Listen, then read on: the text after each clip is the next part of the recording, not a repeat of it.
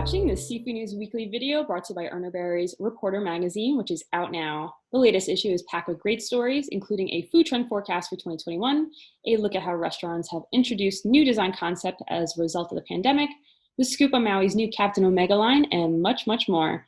You can read a digital copy of the magazine by visiting ernaberry.com/reporter.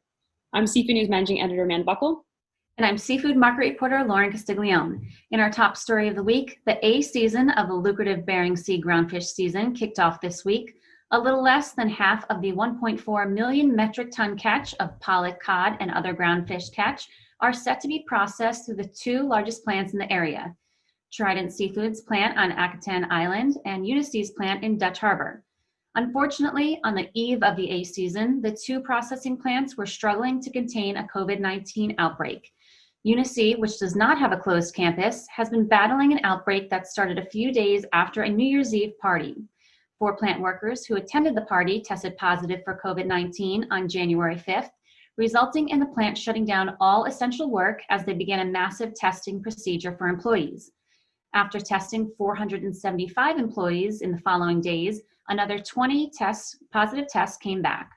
Just last week, 4 roommates from Trident's plant, which is a closed campus operation, tested positive for coronavirus. The 4 employees had undergone the 14-day quarantine and tested negative before flying to Akutan. Earlier this week, the company said that they would conduct an investigation to look for gaps in protocols that could have resulted in the positive cases. A reported 365 Akutan plant employees are waiting in Anchorage while the company evaluates the situation. Meanwhile, due to a rising number of COVID-19 cases linked to salmon processing plants in Chile's Los Lagos region, politicians are calling for plants to shut down for 14 days. The Salmon Council, which was formed by the members of Aqua Chile, Cermaq, Maui, and Salmones ASIN, acknowledged that the situation in the region has worsened, but said that they consider it very important to prevent operations from stopping, since the salmon industry, as a food producer, is an essential activity that generates many jobs that must be taken care of in a difficult period. Erna Berry market reporter Janice Shriver noted that within the U.S. market, demand has been extremely active, especially at retail. Market participants have reported supplies to be adequate to barely adequate within the spot market.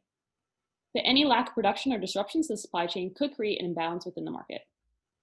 In other news, domoic acid is once again delaying the Dungeness Crab season north of Cape Falcon, Oregon.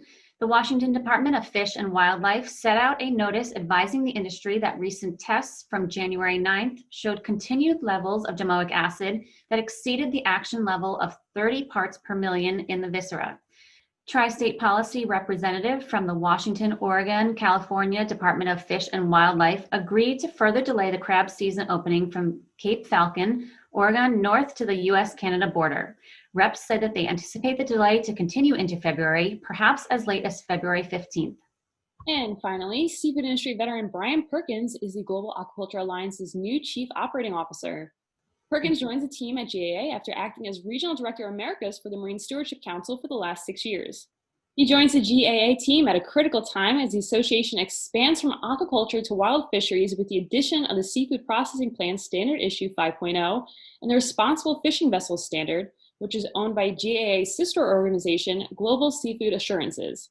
The plan for 2021 is to merge GAA and Global Seafood Assurances, which will be called Global Seafood Alliance. Perkins will be responsible for developing and implementing strategies to integrate and transition to the Global Seafood Alliance. Thanks, Amanda. Now be sure to head over to seafoodnews.com or visit the Seafood tab in Comtel for a comprehensive look at the latest market and industry news. And don't forget to listen to a new episode of the Seafood News podcast released on Spotify, SoundCloud, and iTunes every week. Thanks for watching, and you be well. well.